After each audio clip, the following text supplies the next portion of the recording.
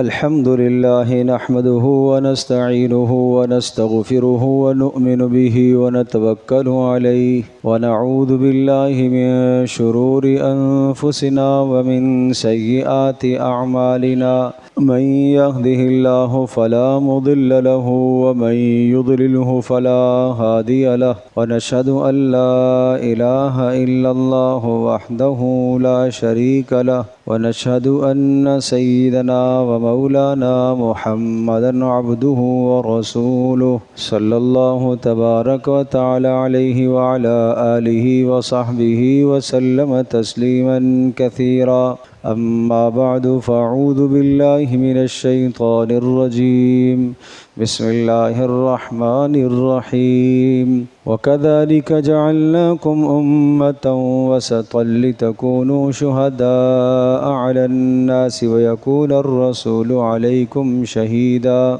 صدق الله مولانا العظيم رب اشرح لي صدري ويسر لي أمري واحلل عقدة من لساني يفقهوا قولي اللهم صل على محمد وعلى آل محمد كما صليت على إبراهيم وعلى آل إبراهيم إنك حميد مجيد اللهم بارك على محمد وعلى آل محمد كما باركت على إبراهيم وعلى آل إبراهيم إنك حميد مجيد اللہ تبارک و تعالی نے پیارے پیغمبر صلی اللہ تعالیٰ علیہ وسلم کی امت کو معتدل امت بنایا ہے۔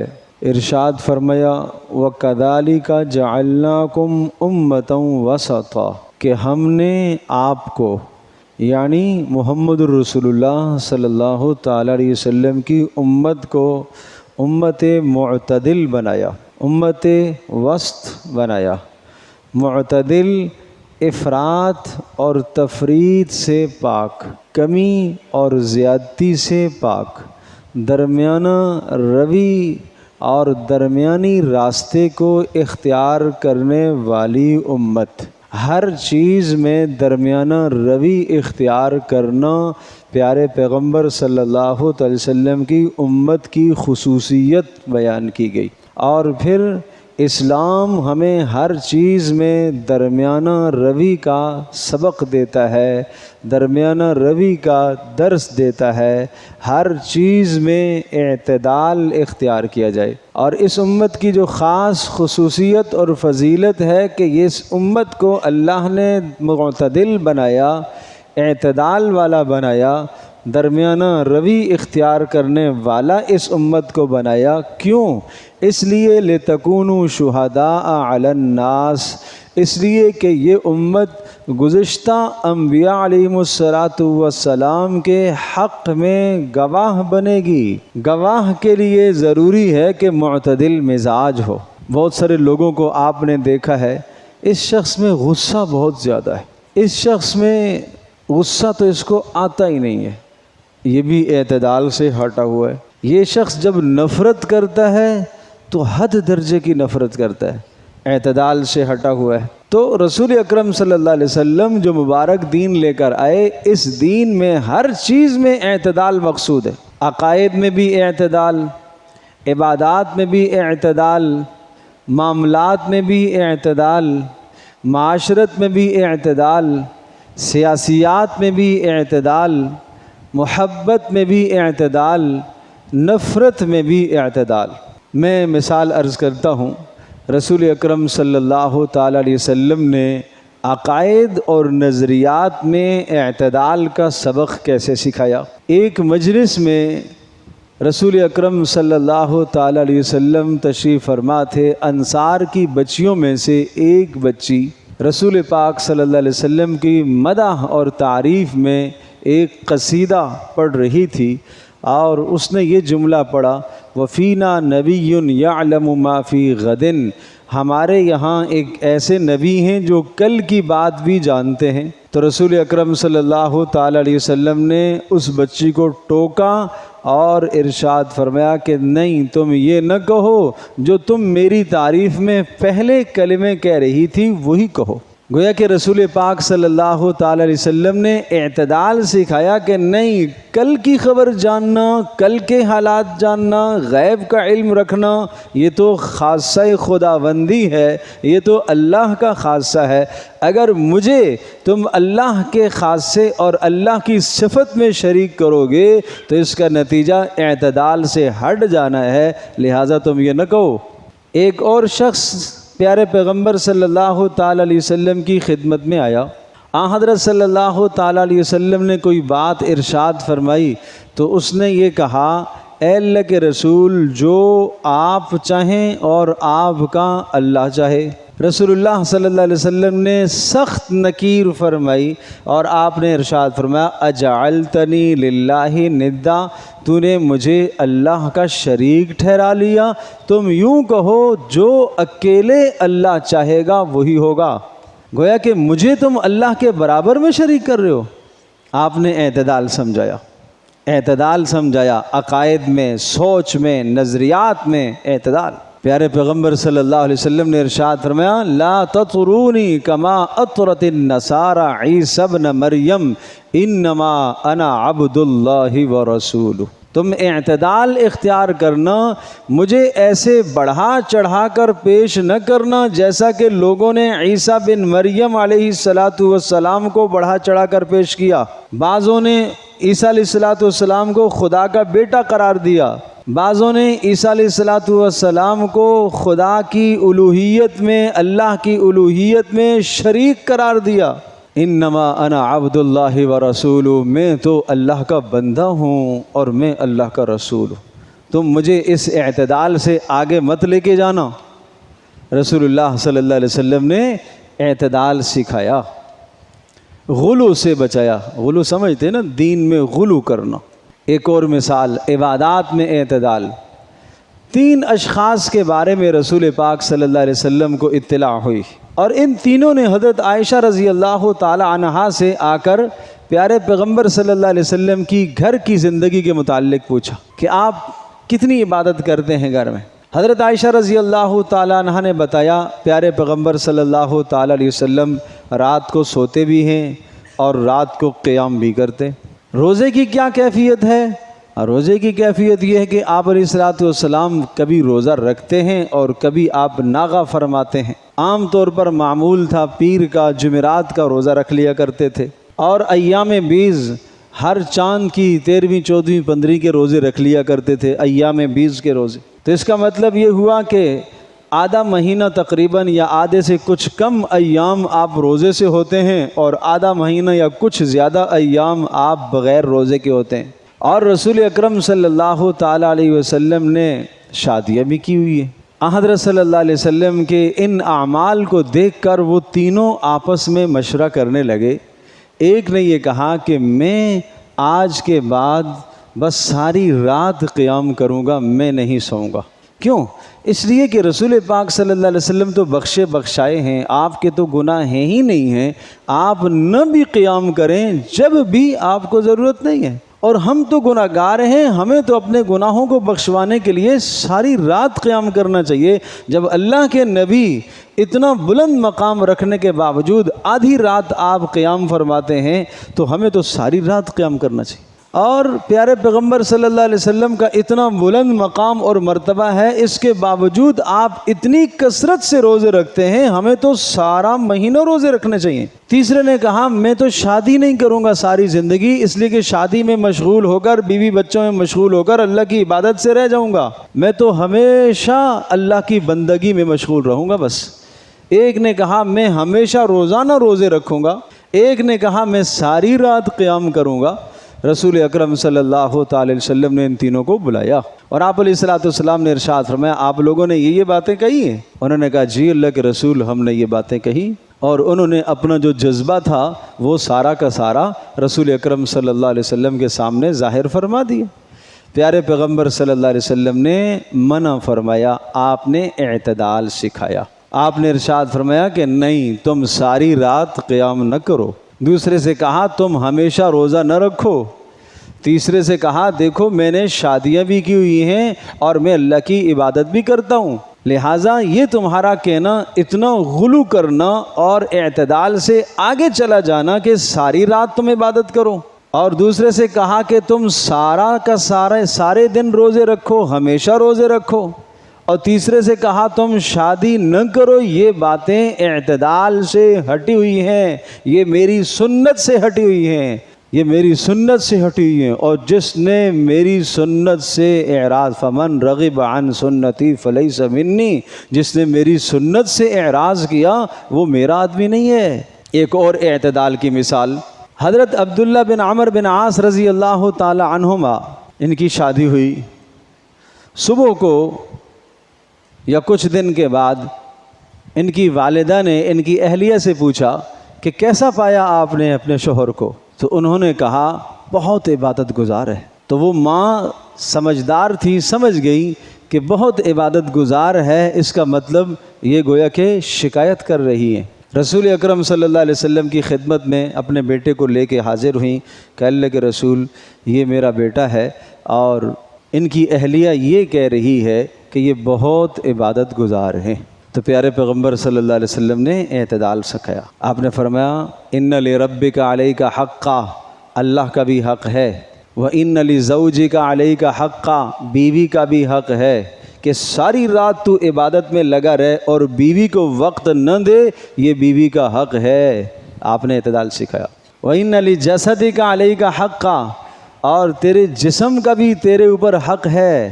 وَإِنَّ لِعَيْنَيْكَ عَلَيْكَ حَقًّا، اور یہ آنکھوں کا بھی حق ہے۔ ساری رات اگر تو جاگتا رہے گا تو آنکھوں کے حق میں حق تلفی ہے۔ تو بات حق کی آئی تو آنکھوں کے حساب سے میں یہ درخواست کروں گا کہ آنکھوں کا بھی حق ہے۔ ان کو گناہ میں ملوث کرنا یہ آنکھوں کے حق میں کوتاہی ہے۔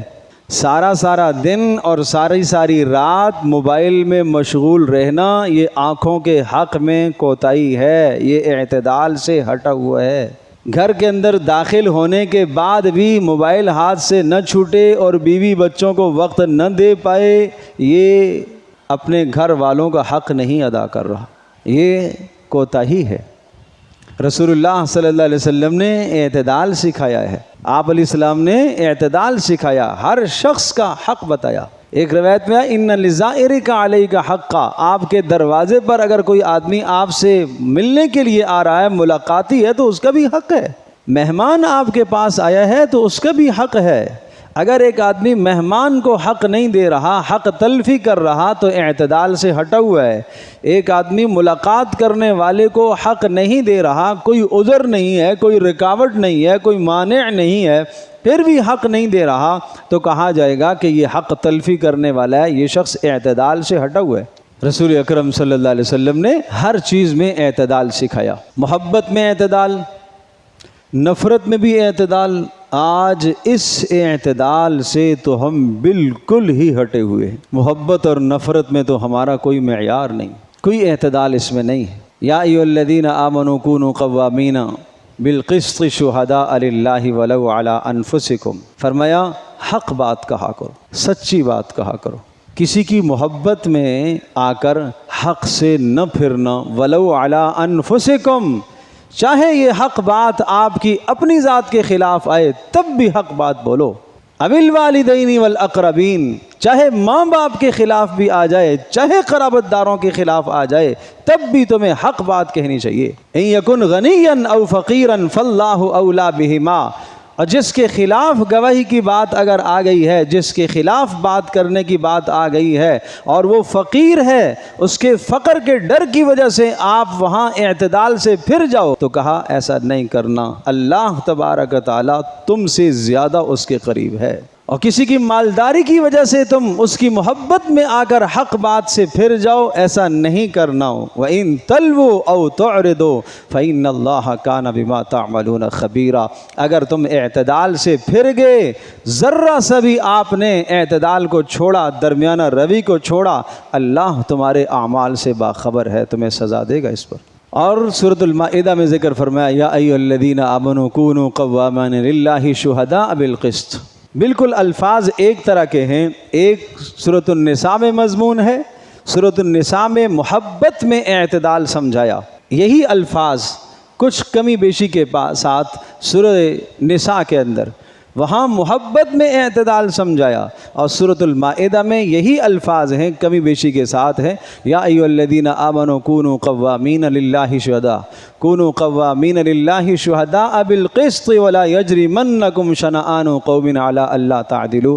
وہاں نفرت میں اعتدال سکھایا کہ کسی کی نفرت میں اتنے آگے مت بڑھ جانا کہ تم حق بات کہنے سے اعراض کر لو، حق بات کہنے سے تم پیچھے ہٹ جاؤ، نہیں اتنا بے اعتدال نہ ہو جانا۔ اب اس پر ایک حدیث، بڑی پیاری حدیث سناتا ہوں، اور اپنی زندگی میں ذرا اس کا احتساب کر لیں۔ احبب حبیبک ہونا ما عسیٰ ان یکون بغیضک یوما ما۔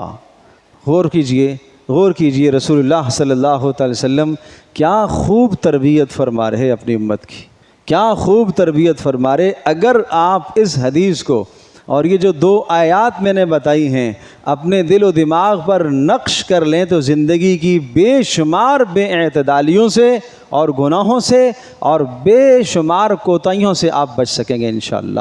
احبب حبیبہ کا ہونا ما، جس سے آپ کو محبت ہو اس کے ساتھ محبت بھی دھیرے دھیرے آہستہ آہستہ محبت کرنا، جس سے محبت ہو اس کے ساتھ محبت بھی دھیرے دھیرے آہستہ آہستہ کرنا۔ عسیٰ ان یکون بغیضک یوما ما، ایسا نہ ہو کہ آج آپ کو اس سے محبت ہے، آج آپ پیچھے ہٹنے کا نام نہیں لے رہے، اور کل ممکن ہے نفرت ہو جائے، کل ممکن ہے مخالفت ہو جائے، اور جب کل نفرت ہو جائے تو پھر آپ نے اپنے اندر کے سارے راز اگلے ہوئے تھے، آج جب نفرت ہو گئی تو وہ سارے راز کھلنے شروع ہو گئے، آپ کو نقصان ہوگا نا۔ رسول اللہ صلی اللہ تعالیٰ علیہ وسلم دین کے ساتھ ساتھ آپ دنیا کی تربیت بھی فرما رہے ہیں۔ آپ کا لایا ہوا دین اور محمد رسول اللہ صلی اللہ علیہ وسلم کی لائی ہوئی شریعت دونوں جہانوں میں ہمارے لیے تربیت کا بہترین نمونہ اور بہترین ذریعہ ہے۔ اس سے آپ کی آخرت بھی سنورے گی، اس سے آپ کی دنیا بھی سنورے گی۔ حضرت صلی اللہ علیہ وسلم کا اپنا معمول مبارک یہ تھا، ایک بڑی اور اعتدال کی مثال رسول اللہ صلی اللہ علیہ وسلم کی۔ 2 کام سامنے آئے، اور یہ آپ سب اس بات کو نقش فرمائیں، نوٹ کر لیں، اور یہ زندگی میں آپ کو رسول اللہ صلی اللہ علیہ وسلم کا بتلایا ہوا، آپ کا کیا ہوا اصول آپ کو ساری زندگی کام آئے گا۔ رسول اللہ صلی اللہ تعالیٰ علیہ وسلم سے بہترین اصول اور نکتے اور اصول وضع کرنے والا اور تو کوئی انسان نہیں ہو سکتا۔ کیا خوب اصول تھا۔ جب آپ کے سامنے 2 کام آتے، ایک مشکل ایک آسان، آپ ہمیشہ آسان کام کو اختیار کرتے۔ تعلیم کے سلسلے میں مشورہ کرتے ہیں، یہ اختیار کروں یا یہ اختیار کروں۔ کاروباری معاملات میں بہت سارے دوست مشورہ پوچھتے ہیں، یہ اختیار کروں یا یہ اختیار کروں۔ سفر کے معاملے میں یہ سفر اختیار کروں یا یہ نہ اختیار کروں، فلاں ملک کا سفر اختیار کروں فلاں کا اختیار کروں۔ رسول اللہ صلی اللہ علیہ وسلم کا بتلایا ہوا اصول اور ضابطہ کیا ہے؟ آپ ان دونوں چیزوں میں آسان دیکھو کون سی، جو آسان ہو اسے اختیار کرو، لیکن جب تک اس میں کوئی نافرمانی نہ ہو۔ اگر آسان اختیار کرنے میں کوئی نافرمانی ہے اللہ کی، کسی کی حق تلفی ہے، پھر نہیں۔ حضرت عائشہ رضی اللہ تعالی عنہا ارشاد فرماتی ہیں کہ پیارے پیغمبر صلی اللہ تعالی وسلم تو کسی کی حق تلفی سے تو بہت دور بھاگتے تھے، لیکن احون البلیتین، جب 2 کام آپ کے سامنے آتے، 2 تکلیفیں آتی، 2 مشکلیں پیش آتی، ان 2 میں سے جو سہل ہوتی اس کو ہمیشہ آپ اختیار فرماتے، جب تک اس میں کوئی قطع تعلق کسی سے نہ ہو رہا ہو یا اللہ کی کوئی نافرمانی نہ ہو رہی ہو۔ یہ آپ کا یہ معمول تھا۔ تو مجھے آپ یہ بتائیے کہ کیا زندگی میں آج ہمیں ضرورت نہیں ہے کہ ہم رسول اللہ صلی اللہ علیہ وسلم کے اس اصول کو اپنائیں، اس پیارے خوبصورت اصول کو ہم اپنی زندگی کا معمول بنا لیں، تو زندگی کے ہمارے بہت سارے معاملات حل ہو جائیں گے۔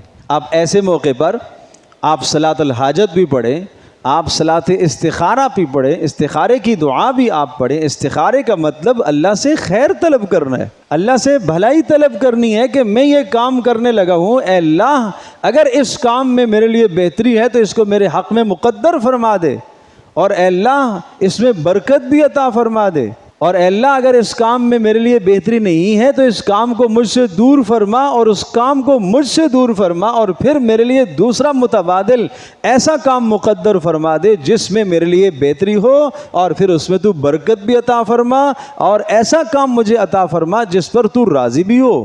مجھے بتاؤ اس دعا کی آج ہمیں ضرورت ہے کہ نہیں؟ اس کو کہتے ہیں دعائے استخارہ۔ آج ہم تو استخارے نکلواتے ہیں، نکلواؤ بھائی استخارہ نکلواؤ، دوسرے سے نکلواؤ، پتہ نہیں کیسے نکلواتے ہیں۔ اللہ کے نبی صلی اللہ علیہ وسلم کا تو یہ عمل ہے بھائی، شادی کا معاملہ ہے یوں استخارے کا حکم ہے، آپ تجارت اور کوئی کاروبار کرنا چاہتے ہیں یہ استخارے کا حکم ہے، آپ کوئی سفر کرنا چاہتے ہیں اس طرح سے استخارے کا حکم ہے کہ آپ اس میں اللہ سے خیر مانگیں، خیر طلب کریں، اور اللہ سے خیر طلب کریں۔ اس کے بعد جب آپ نے صدق دل سے اللہ سے خیر طلب کی تو جو کام آپ کے لیے بہتر ہوگا اللہ پاک آپ کے دل میں اس کا میلان ڈال دے گا، یا آپ کے لیے اسباب پیدا ہونا شروع ہو جائیں گے۔ بس اتنی ہے استخارے کی حقیقت، اس طرح سے استخارہ کیا جائے۔ تو میں یہ عرض کر رہا تھا کہ پیارے پیغمبر صلی اللہ علیہ وسلم نے ارشاد فرمایا احبب حبیبک ہونما، جس سے آپ محبت کرتے ہو تو محبت میں اعتدال رکھو۔ آج اگر تم بے اعتدال ہو جاؤ گے، اور بے اعتدال ہونے کا مطلب کیا ہوتا ہے؟ اس کی ہر برائی ہمارے سامنے چھپ جاتی ہے، اور اس کی برائی کو برائی کہنے کے لیے ہم تیار نہیں ہیں، اس لیے کہ اس سے مجھے محبت ہے، یہ میری پارٹی کا آدمی ہے، یہ میری قوم کا آدمی ہے، یہ میری برادری کا آدمی ہے، یہ میری زبان کا آدمی ہے، یہ میرے وطن کا آدمی ہے۔ یہ ہم نے محبت کے اسباب اپنائے ہوئے ہیں، اور ہم پھر اس کو ایسا گلے لگاتے ہیں کہ وہ کفر بھی کرے تو ہم کفر کی تعویلیں کرتے ہیں، جواب دیتے ہیں۔ میرے عزیز دوستو، یہ بے اعتدالی ہے۔ وہ ایک بادشاہ تھا، تو اس نے ایک واقعہ اپنا سنایا۔ کبھی کبھی ایسی بات نکل جاتی ہے بادشاہ کی زبان سے بھی۔ تو بادشاہ صاحب نے واقعہ سنایا کہ میں شکار کھیلنے کے لیے گیا، اور میں نے ایک ہرن پر تیر چلایا، اور ایسا میں نشانہ باز ہوں، ایسا ہوں ویسا ہوں۔ کیسا ہوں بھائی؟ کہنے لگا کہ میں نے تیر چلایا تو تیر اس کے پاؤں سے گیا اور کھوپڑی سے جا کے نکلا۔ تو سب لوگوں نے قہقہ لگایا کہ پاؤں کہاں اور کھوپڑی کہاں؟ اب کہہ تو بیٹھا، شرمندہ بھی ہوا۔ وہ ایک وزیر تھا، اس وزیر کو اسی چیز کی تنخواہ ملتی تھی کہ بادشاہ کی الٹی سیدھی کرنے کے لیے۔ اس سے کہا ہاں بھائی جواب دو۔ اس نے کہا دراصل بات یہ ہے کہ بادشاہ سلامت نے جب ہرن کو تیر پھینکا تو ہرن پاؤں سے اپنا سر کھجلا رہا تھا، تو پیر سے تیر داخل ہوا، کھوپڑی سے نکل گیا۔ تو بات میرے عزیز دوستوں اور بزرگوں یہ ہے کہ آپ اس طرح سے بھی اعتدال سے ہم نہ پھر جائیں کہ ہم الٹی بات بھی دوسرے کی سیدھی کرنے پر لگ جائیں۔ حق بات کہو، اللہ کے یہاں جواب دہ ہونا ہے۔ یہ زبان اللہ کے یہاں پوچھی جائے گی۔ اس کے متعلق ان السمع والبصر والفؤاد، کان کے متعلق پوچھا جائے گا، آنکھ کے متعلق پوچھا جائے گا، سوچ کے متعلق سوال ہوگا، زبان سے نکلے ہوئے جملے اور بول پوچھے جائیں گے۔ کسی کی حمایت میں بولا ہے پوچھا جائے گا کیا دلیل ہے آپ کے پاس؟ کسی کی مخالفت اور کسی کی برائی میں آپ نے جو جملہ بولا ہے قیامت کے دن پوچھے جاؤ گے، پلسرات پر کھڑے کر دیے جاؤ گے۔ جب تک جو کسی پر الزام تھوپا ہے اس الزام کا جواب نہیں دے گا بندہ، اس کو پلسرات سے آگے نہیں جانے دیا جائے گا، روک دیا جائے گا۔ اس لیے آپ علیہ السلام نے ارشاد فرمایا احبب حبیبک ہونما، اعتدال سے محبت رکھو، اعتدال سے محبت رکھو۔ ممکن ہے کل تمہاری دشمنی ہو جائے، اس کی تمہارے ساتھ دشمنی ہو جائے اور پھر تمہیں شرمندگی ہو۔ اور دوسرا جملہ سنیے گا وَأَبْغِضْ بَغِيضَكَ هَوْنَمَّا عَسَىٰ أَن يَكُونَ حبیبک ہونما، اور فرمایا جس سے جب نفرت کرو تو نفرت میں بھی اعتدال کیا کرو۔ آج جب اس سے نفرت کی آپ نے تو اتنا برا لگا، اس کی شکل بھی بری، اس کی بات بھی بری، اس کا خاندان بھی برا، اس کے بچے بھی برے، اس کا کنبہ قبیلہ بھی برا، اس کی کوئی اچھائی نظر نہ آئے۔ فرمایا ایسا نہ کرنا، ممکن ہے کل پھر کسی وقت تمہاری اس سے محبت ہو جائے، تمہارا دل پلٹ جائے۔ دل کو تو قلب کہتے ہیں پلٹنے والا، اس کے پلٹنے میں دیر تھوڑی لگتی ہے۔ اور دل پلٹ گیا تو وہ ساری کی ساری نفرتیں محبت میں بدل جائیں گی اور اب وہ اچھا لگے گا۔ اس لیے اعتدال کا کہا، نفرت میں بھی اعتدال، محبت میں بھی اعتدال، پیارے پیغمبر صلی اللہ علیہ وسلم کی یہ تعلیم ہے۔ تو ارشاد فرمایا وَكَذَلِكَ جَعَلْنَاكُمْ أُمَّةً وَسَطًا، ہم نے آپ کو معتدل امت بنایا ہے، معتدل امت بنایا ہے، اور معتدل کا معنی اعتدال والی امت، افراط اور تفریط سے پاک امت، اور ہم نے آپ کو معتدل امت بنایا۔ عقائد میں بھی اعتدال، غلو سے بچو، عبادات میں بھی اعتدال ہو، عبادات میں بھی اعتدال، ایک دن اتنی عبادت کی کہ اگلے دن فرض بھی نصیب نہ ہو، ایک دن ساری رات قیام کیا تو اگلے دن فجر کی نماز بھی نہ ملے، نہیں، اعتدال میں آؤ، وہ عمل اختیار کرو جس پر دوام ہو، ہمیشگی ہو، اعتدال۔ معاملات زندگی میں بھی آپ نے اعتدال بتلایا، خرچ کرنے میں اعتدال، الاقتصاد فی النفقہ نصف المعیشہ، خرچ کرنے میں اعتدال اختیار کرنا، یہ آدھی معیشت کا مسئلہ حل ہو جاتا ہے اس سے۔ جہاں خرچ کرنے کی بات آئے، دیکھو گناہ کی جگہ تو نہیں ہے، نہیں گناہ کی جگہ نہیں ہے، پھر آپ وہاں خرچ کرو اعتدال کے ساتھ۔ خواہش ہے اٹھنے والی، جائز خواہش ہے، جائز خواہش ہے، کبھی کبھی اس کو پورا کر لیا کرو اعتدال کے ساتھ، ناجائز خواہش نہیں، حرام نہیں، جائز خواہش، اعتدال۔ خرچ کرنا ہے اعتدال، دوسروں پر خرچ کرنا ہے اعتدال، وَلَا تَبْسُطْهَا كُلَّ الْبَسْطِ، سارا ہی نہ خرچ کر دینا، اور ایسا بھی نہ کر دینا کہ جناب اپنے ہاتھوں کو گردن کے ساتھ باندھ دو، بخیل بن جاؤ، یہ بھی نہ کرنا، اور سارا بھی نہ خرچ کر دینا کہ کل تمہیں پھر مانگنا پڑے، دوسروں سے لینا پڑے، اعتدال۔ رسول اللہ صلی اللہ علیہ وسلم نے خرچ میں بھی اعتدال سکھایا۔ مجھے آپ یہ بتائیے، یہ اسلام کا حسن نظام، خوبصورت نظام نہیں ہے تو اور کیا ہے؟ زکوٰۃ ہے سال میں ایک مرتبہ، 100 میں سے 2.5%، یہ اعتدال نہیں ہے تو اور کیا ہے؟ نصف اگر اللہ حکم دیتا آدھا خرچ کرنا ہے، اللہ تو قادر مطلق ہے، سارا دیا ہوا اللہ کا ہے، اللہ اس کا حکم دے دیتا، 25% کا حکم دے دیتا جیسے گزشتہ امتوں کو حکم دیا تھا، تو کتنا اللہ کا احسان ہے اس امت پر، کتنا اللہ کا احسان ہے، کس قدر اعتدال ہے اس پر۔ تو خرچ میں بھی اعتدال، لہٰذا خرچ جو کرتے ہو، اس وقت جو ملک سیلاب سے متاثر ہے، جہاں جہاں خرچ کرتے ہو اعتدال، ٹھیک ہے، اپنے پاس اضافی رقم ہے، دل کھول کے دیا کرو، اچھی بات ہے، لیکن اعتدال کو ہاتھ سے مت جانے دو، اعتدال کو ہاتھ سے مت جانے دو۔ اور پھر اس میں بھی اعتدال رکھو کہ جہاں آپ پہلے خرچ کرتے ہو، ہر مہینہ آپ جہاں خرچ کرتے ہو، جس شخص کا گھر آپ کے خرچ سے چلتا ہے، گزر بسر ہے اس کی آپ کے خرچ سے، اور اس وقت سارا آپ نے ایک طرف کر دیا، اس کے لیے مشکل ہو جائے، یہ بھی اعتدال سے ہٹی بات ہے۔ لہٰذا ملک کے اندر جو دیگر جگہ ہیں خرچ کرنی اور مصارف ہیں خرچ کرنے، غرباء، مساکین، دین کی نشر و اشاعت مدارس سے ہوتی ہے، مدارس پر جو احباب خرچ کرتے ہیں، وہاں جو خرچ پہلے سے چل رہا وہ خرچ برقرار رہنا چاہیے، اس خرچ کو چھوڑ کر باقی جو اضافی رقم ہے یا جہاں اور ضرورت آپ محسوس کرتے ہیں وہاں آپ خرچ کریں۔